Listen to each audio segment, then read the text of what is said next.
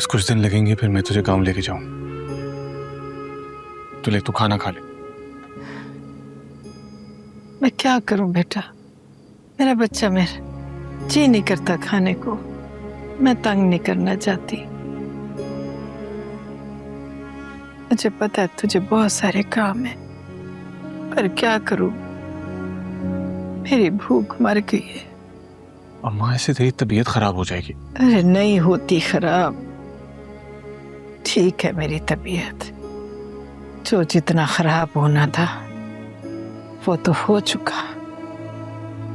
बस अब तो तुझे सही करता हुआ देखना चाहती हूं मैं। करेगा ना तो सही। करूंगा। बस जब सब सही हो जाएगा मुझे गांव ले चलना, मेरे घर। बस मुझे और कुछ नहीं चाहिए। मैं तुझे तेरा घर वापस दिलाऊंगा अम्मा, वादा है मेरा तुझसे। तू बस कुछ खा ले। थोड़ा सा अम्मा, थोड़ा सा। अब तू जा, तुझे बहुत सारे काम होंगे ना, मैं खा लूंगी। पक्का खाएगी? खा लूंगी। अच्छा ठीक है, तू खाना खा ले। मंसूर जी? आगा का क्या बना?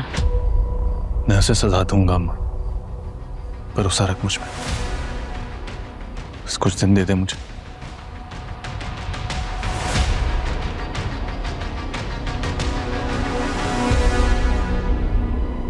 क्या सीखा पहले दिन? जुल्म सीखा। Revenge is a dish best served cold. बात नहीं हुई रुबाब से? हुई थी ना, तभी तो घर जला दिया उसने मेरा।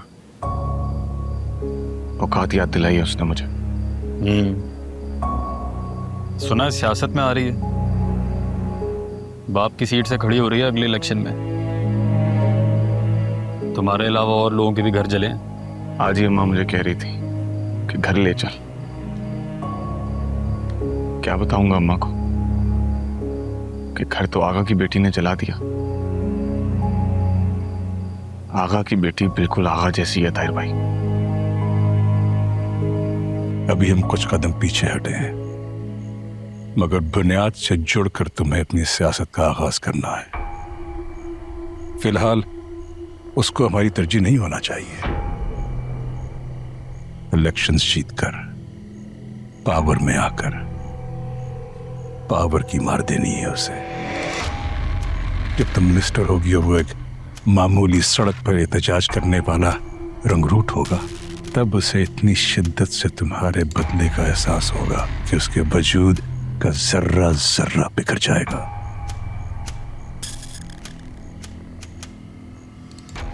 मगर अभी हम वीक हैं, हमें इंतजार करना होगा। मंसूर, तुम भूल नहीं सकते उसे।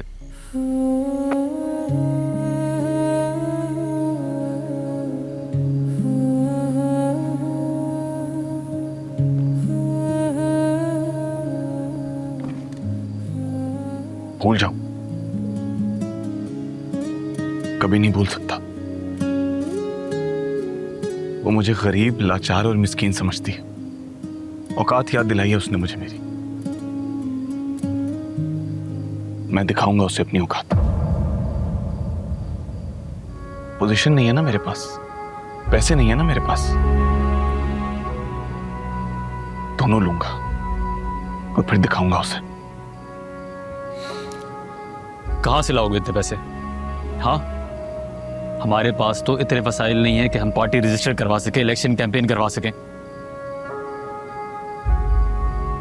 बहुत पैसे लगेंगे मंसूर, बहुत। आप करीम दाद से मेरी मीटिंग फिक्स करवाए। वो तुम्हें ढूंढता फिर रहा है, तुम उससे जाके मिलोगे? हाँ। क्यों? क्योंकि मुझे इन सबको हराना है, इलेक्शन लड़ना है। और इलेक्शन लड़ने के लिए पैसे चाहिए। और पैसे किसके पास है? करीम दाद के पास। और वो तुम्हें क्यों देगा पैसे?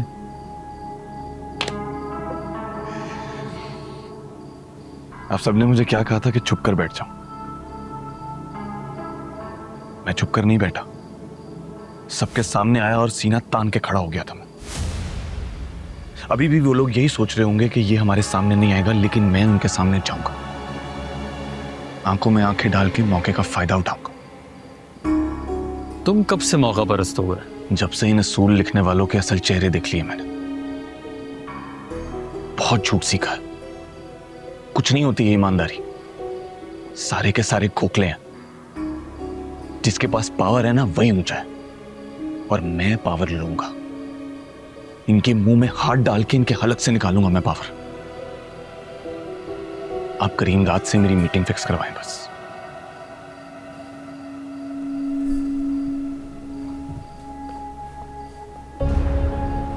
एक गुजारिश है आपसे।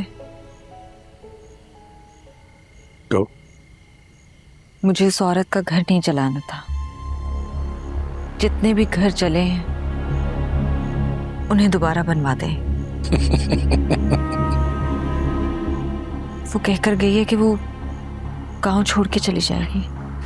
तुम लोगों को नहीं जानती, ये तो अपना घर बेचकर टीवी खरीद लेते हैं, गांव के होटलों में बैठकर माऊफ होकर गाने सुनते रहते हैं, और फिर इसी नशे की हालत में घर जाकर अपनी बीवियों को, बच्चों को पीटते हैं, और फिर उन्हीं को इस्तेमाल कर कर अपने आप को मजलूमियत का इश्तिहार बना लेते हैं। जब इन्हें चंद हजार रुपए मिलेंगे तो ये अपने घर छोड़कर झुग्गियों में बैठेंगे सामने। इनके पैरों में इतनी सकत नहीं कि कहीं दूर जा सके। आप बेहतर जानते हैं। कल एक छोटी सी तकरीब है और तुम्हारी पहली तकरीर है। मदद चाहो तो मैं हूं। मैं कर लूंगी बाबा। ठीक है, कुछ देर में अंदर आ जाना, कुछ लोग आ रहे हैं।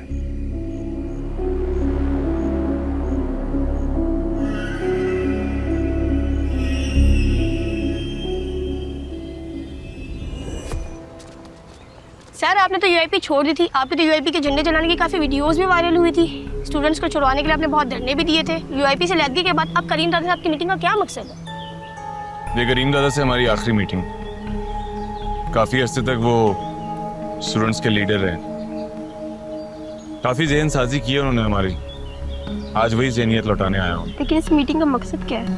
काफी स्टूडेंट्स के रेजिग्नेशन आज भी हमारे पास पड़े, बस वही लौटाने आया हूँ ताकि हम अपनी पार्टी लॉन्च कर सकें। सर क्या आप अपनी पार्टी लॉन्च कर रहे हैं?